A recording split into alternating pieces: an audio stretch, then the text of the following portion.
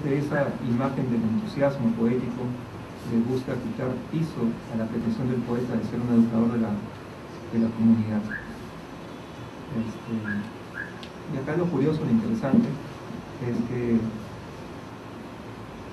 en la poesía griega anterior a Platón no he encontrado, me dediqué un tiempo a eso, no he encontrado ninguna referencia a que el poeta que describe Platón haya existido, es decir, un poeta estático.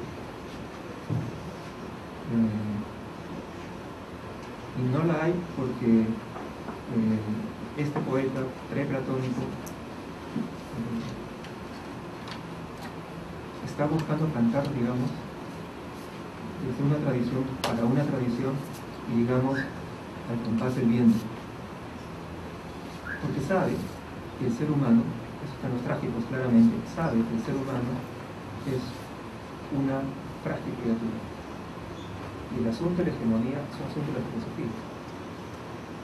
Es desde Platón, de manera muy clara, que el ser humano busca tener un lugar sólido en el mundo.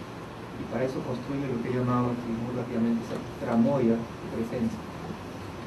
Porque no soporta la incertidumbre que está en el mundo, frente a lo cual Sófocles reaccionaba de manera muy lúcida, a mi juicio, señalando: nunca te mantengas firme ante el viento, trata de ser como una hoja que se mueve, porque la verdad, la aritez, la virtud está en moverse al compás del viento.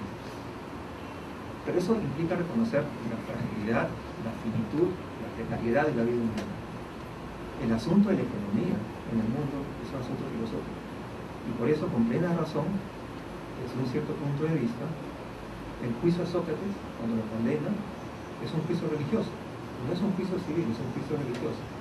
El juicio se da ante la razón del rey, que solamente presidía estos juicios cuando se discutía un asunto de íntima vinculación religiosa, porque en el fondo la pretensión socrática tiene un fuerte contenido de hibris, es una fuerte arrogancia humana pretender una posición sólida en el mundo, la hegemonía filosófica.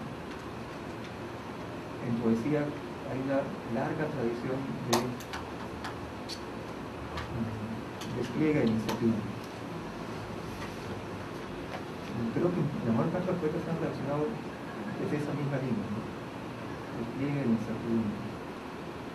En la poesía del siglo XX lo ves en Joyce, lo ves en Eliot, lo ves en Pam, y lo ves en nosotros. Muchas gracias.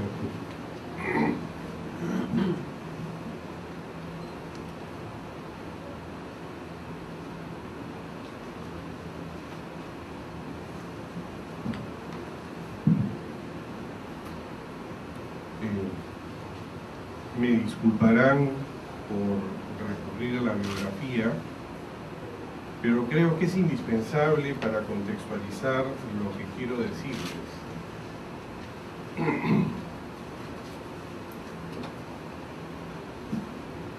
En febrero de 2007, Carlos Gatti y yo fuimos invitados por la Universidad Nova de Lisboa y la Casa Fernando Pessoa a dictar sendas conferencias. En una noche de tormenta y lluvia, según me cuentan, inusual, conocimos a Jerónimo Pizarro, quien asistió a la Casa Fernando Pessoa a escucharnos.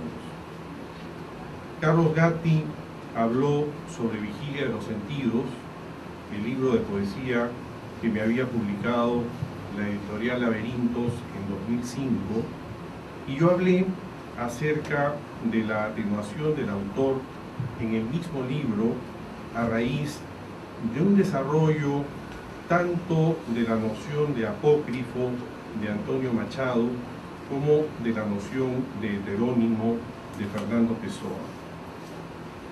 El texto de esta conferencia se leyó luego en Lima y posteriormente fue acogido por la revista Lienzo de la Universidad de Lima, escrupulosa y cuidadamente dirigida por Alfonso Cisneros Cox, fino poeta y buena persona, en el sentido en que toma la palabra bueno Antonio Machado. Alfonso murió hoy. Desde aquí, nuestra pena y nuestro homenaje. Finalmente, el texto se incluyó en mi libro Otros textos, apropiaciones, que publicó la Universidad del Pacífico en 2010.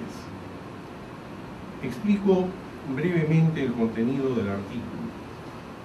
En Vigilia de los Sentidos, el autor cede la voz permanentemente a sus personajes, que, como lo destaca Borges en relación con los de la comedia, no tienen sino el breve instante del encuentro con Dante para manifestarse. Es como si cada personaje de Shakespeare tuviera, por ejemplo, solo un soneto para hablar de sí, y de esta manera, por virtud, por gracia de la voz, construirse a partir de la primera sílaba y desaparecer luego de la última. Y digo personajes para encontrar un término de compromiso. Son en realidad autores de sí mismos, al atenuarse o desaparecer el autor que los gestó. Permítanme leer directamente un fragmento del citado artículo.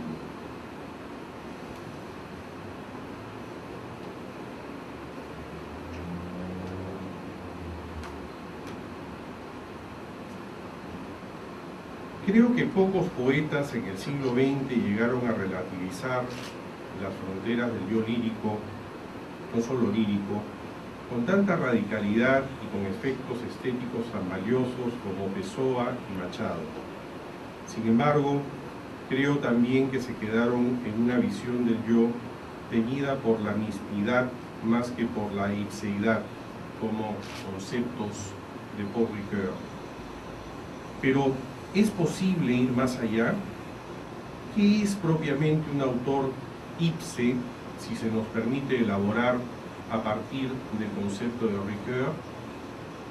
Creo que si dejamos de lado algunas distinciones importantes en el sistema de Ricoeur, pero que podrían complicar esta explicación, un autor ipse es un autor que se concibe a sí mismo como otro. Aquí hay una cita y quiero retener solamente lo fundamental. Lo fundamental de la cita es lo siguiente: la ipseidad de sí mismo implica la alteridad en un nivel tan íntimo que la una no puede pensarse sin la otra.